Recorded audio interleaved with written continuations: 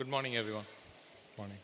And I'm really happy to be here on the occasion of the Praveshna Utsavam and amazing performances by all the people who sang, the people who played music, the dancers. I think it's great that they're able to kind of pull off such a well-practiced, well-rehearsed performance. Congratulations.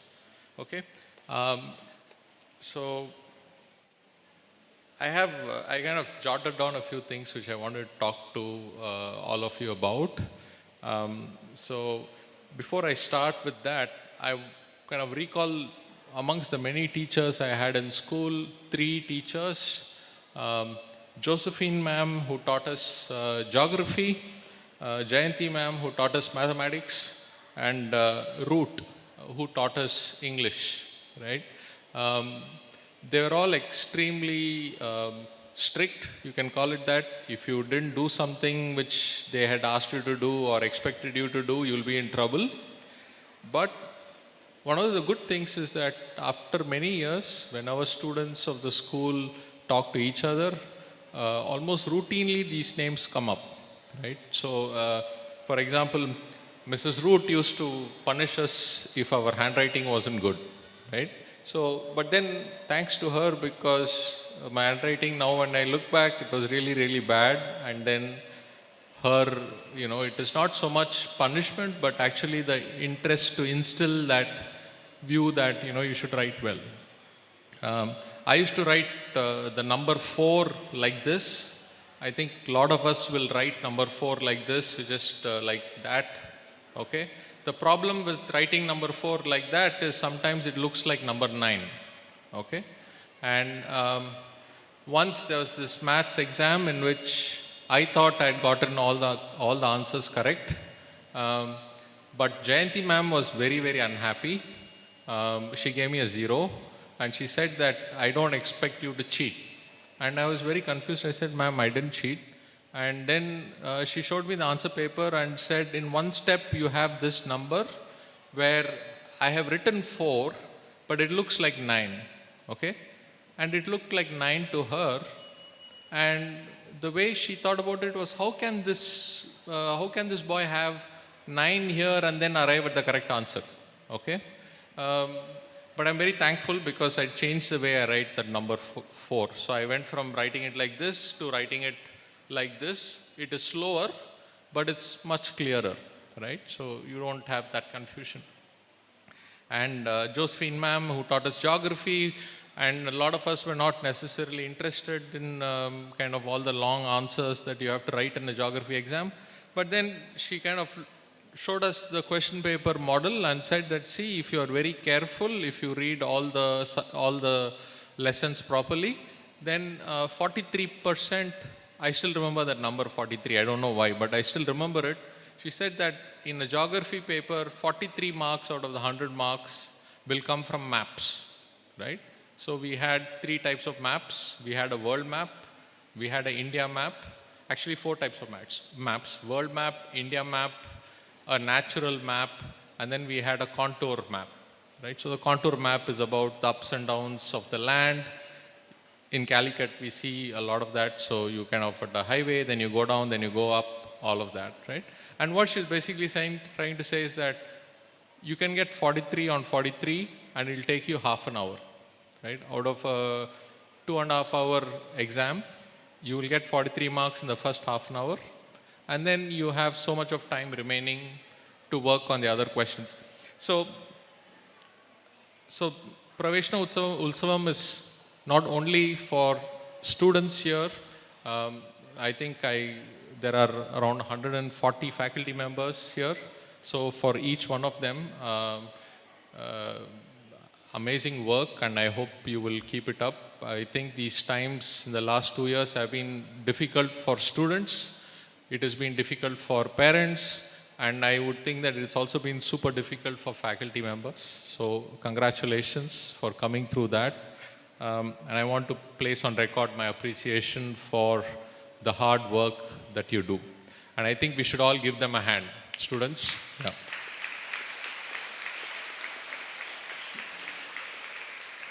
So I just had, I have three things which I want to kind of just remind all of us about.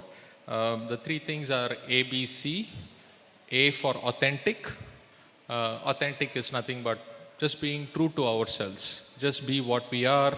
Be clear about what we know. Be clear about what we are good at. Be clear about what is it that we still need to learn better. And I think we have students from class 2 all the way up to class 10. And you'll be so surprised that there is all these things that you have to learn, and people will help you, school will help you. But then there's also all these things that you already know a little bit about, right? And so from there, how do you become an expert in that? It's also got a lot to do with how much you read, how much you keep in touch with that subject, and so on. Okay, so first is be authentic. The second B is brave. It's important to be brave, right? I think at any given point of time, we can stick to a relatively convenient, comfortable space, okay? Where if I'm doing well or if I'm doing okay now, I continue to do okay in the next month or in the next week or in the next year. But it's important to be able to be brave and sometimes just face the world with all its complexities. I remember when I was your age, way back, the world was a simpler place, right? And now it is much more complex. Father talked about the pandemic. I think there are many things that students today face which probably nowadays was much simpler, right? But it's important to be brave. And the third thing, the C, is be creative, right? So authentic, A. B is be brave. And C is be creative. So whatever be the amount of constraints or limitations that the outside world will place on you, it's super important that you be creative. Don't be afraid to be creative, okay? I think one of the songs that was sung in the morning today is Blowing in the Wind. Anybody knows who wrote it? Anybody here? The person who wrote that song, and I guess a song that sang that song for the first time, he won a Nobel Prize, right? He won a Nobel Prize some 7-8 years back, right? And the song itself is like more probably 50, 60, 70 years old. Right? His name is Bob Dylan, okay? And Bob Dylan is known to the world of music and entertainment. Everybody knows Bob Dylan. But he's new to the world of Nobel Prize winners, right? He won a Nobel Prize in literature. So when he was accepting this Nobel Prize, he gave a very nice lecture about, what is it that drove him to write what he wrote. So if you see a typical Nobel Prize winner in literature, he or she will write very, very thick books. A lot of people will read it and so on. But here's a man who's getting a Nobel Prize in literature for writing a song, or not one song, he's for writing a whole bunch of songs which have defined in many ways how society moves forward. Okay? So, I want to give you 3 examples of the 3 things which I hope that each one of you, each one of us would do well to kind of follow those 3 things: being authentic, being brave, and being creative. And I've tried to pull out those examples from people who are like us, who are like you. They are a lot of them are school kids. They live 2 lives. They are kind of competing in a world chess championship final up to 2 or 3 a.m. in the morning, and going to school at 10 a.m. and writing an exam, right? The first example that I have for authenticity is this chap. His name is Pragnananda. Has anybody heard of him? Who's heard of Pragnananda? Okay. Anyway, so he's a chess player, plays chess. 30, 40 years back, if you want to be a chess grandmaster, you'd probably be 50 years old or 40 years old. You'd have played chess for a long, long time. And this chap became a chess grandmaster at the age of 12. Okay? I'm not saying that we all have to suddenly turn ourselves into chess players, but just something useful to keep in mind. Okay? And in a recent interview with, uh, with a media person, the media person asked him, Prag, that's his nickname that the Western world gives him. So they said, Pragyananda, you always wear that mark on your forehead. Okay? And the mark on the forehead that the journalist was referring to is what we know as the vibhuti, right? So the question that was directed at him was this, that they said, does that mark help you to perform better? Okay. So the answer to that the answer that he gave was very disarming. He just said that, no, I wear it every day because my mom insists that I wear it every day. And, initially she used to insist, but I just do it now as a habit, right? And then and he was being authentic. He was not talking about, all the other things what are the cultural influences or what are the cultural impacts. He was not talking about it. He was just talking about what it is for him. His mother asked him to wear the vibhuti every day. He's wearing it every day. Now, the journalist didn't stop there. The journalist went on to ask, does it bring you good luck? Okay. To that question, whether the thing mark on his forehead brings him good luck, he simply said, it brings me good luck sometimes, but not all the time. Okay. And here is somebody who's maybe 13, 14, maybe he's older now, so he probably is in the age of the slightly older kids here. And you're saying that I don't know whether it brings me good luck or bad luck, but that doesn't matter. It's just a habit. I do it. My mother asked me to do it. I know it makes her happy. Right? So being authentic is important. And it also so happens that compared to an earlier generation, what I said, people will become grandmasters in chess at the age of 30, 40, and so on. Now, people with the technology that is available, the computer technology, the artificial intelligence and all of that, they achieve these landmarks much earlier in life. Okay? They achieve these landmarks much earlier in life. I think he's now 15 years old or 16 years old. And this week he got a job, right? The job was provided by IOC, Indian Oil Corporation. And they said that whenever you are an adult, you can come join our company. Okay, so which is kind of a nice thing for him to happen.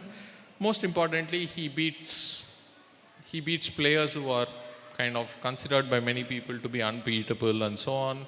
One of them is this world champion, Magnus Carlsen. Whoever follows chess might know that name. Okay? Be authentic. The second thing that I want to talk about is being brave. And the example I have of being brave is this girl, her name is Greta Thornburg. Okay? Has anybody heard of Greta Thornburg? Okay? Greta Thornburg is probably a high schooler now. Okay? Now, in 2019, 2020, and 2021, Greta Thornburg was nominated for the Nobel Prize. Okay? She was nominated for the Nobel Prize. Again, the Nobel Prize is given to people who have done a great amount of work. They have changed the world in significant ways. So typically will tend to be slightly older people, people in their 50s and 60s and so on. But here is Greta Thornburg, who is getting nominated for that same big prize, and she's in school. Okay? She's in school, and does anybody know what is it that her contribution to the world is? Anyone? So her contribution to the world is climate. Okay, she basically said, the way we are developing as a society, the way our industrialization is going forward and so on, our earth is getting affected in very negative ways, and that is having a very negative effect on climate. And that negative effect on climate is seen in terms of being floods or droughts and all of these things. So much so that there is something called the Greta Effect. Okay? The Greta Effect is because of all this work that she's doing, talking to parliamentarians in her country, which is Sweden, holding rallies and all of that. Okay? She's doing all of this as somebody in school. there is a 4% drop in the amount of domestic air travel in her country. Okay, so you have all these big companies, big airlines, but their growth is limited because somebody like a Greta Thornburg, who's a school kid, kind of says, you know what, this is not acceptable. In fact, she gave a speech in New York a few years back in which one of the lines that she said, which has become very, very important in the conversation about climate and environmental protection, is that she says, how dare you, right? So she says, how dare you facing all the big leaders of the world, saying that, yes, you have achieved a lot of things, but you've also created problems which will be faced by my generation, will be faced by me, okay? And what is she doing? I think it's the bravery aspect. She's being very, very brave. Does she have negatives? Of course she has negatives. Does she have critiques? Yes, she has critiques. But this is what is there in her mind and she's kind of speaking it, right? So second thing, it's very, very important to be brave, especially as the world is becoming more and more complex that you guys are living in. Pandemics, safety, whatnot, it's very important to be brave. Last one is be creative, okay? You might think that, okay, these are the ways in which things have been done, these are the rules, but at any given point of time, there is somebody who's just super creative, who actually kind of influences the world in a big way. Starting from Blowing in the Wind, Bob Dylan. Being creative is very important. Very happy to see the amount of creative energy and the creative talent that exists in your school. I didn't know what a clap box was till like 20 minutes back, but now I know that a clap box is something in which you can actually play the drums using your hands, but it's amazing.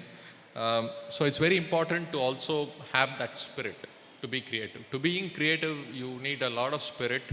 I'm going to leave you with one last name. I took the names of Pragnananda and Greta Thornberg, and the last name I'm going to leave you with. Somebody wrote a book, and this was a long time back, 70 years back, right? And the book is called The Diary of a Young Girl. Okay? Does anybody know who wrote that book? Yes. That's great. Awesome. Right? So there you go. So you know it. Any guesses how old she was when she wrote the book? How old was she when she wrote the book? Okay. The kid there knows a lot of things about Anne Frank, which is good. Happy to know that. She was facing complex and difficult times, and the complex and difficult times that she faced was the Holocaust, right? World War II, before World War II, during World War II. And she wrote a book, and the book is titled The Diary of a Young Girl, and I think many people know it as Anne Frank's diary. But the point is, when she wrote it, she had no idea whether this is going to be read widely, definitely had no idea whether this is going to be such a big success, but it was, right? And it influences the world in a way that people cannot ignore. And when I say people, I'm referring to adults. Can't ignore what has happened. Right? So, kind of that's what I had. I want to talk to you and leave you with this ABC, right? Authenticity, bravery, and creativity. And these things are not something that you have to wait a long time and say that I'm going to become a graduate or a postgraduate or something like that to become those things. It's important to be those things every step of the way. So thanks again, Father. Thanks for the dignitaries on the dais. And thanks, teachers. I think parents are here. And thanks a lot to the students. Again, those who performed on stage here, amazing stuff. Thank you very much.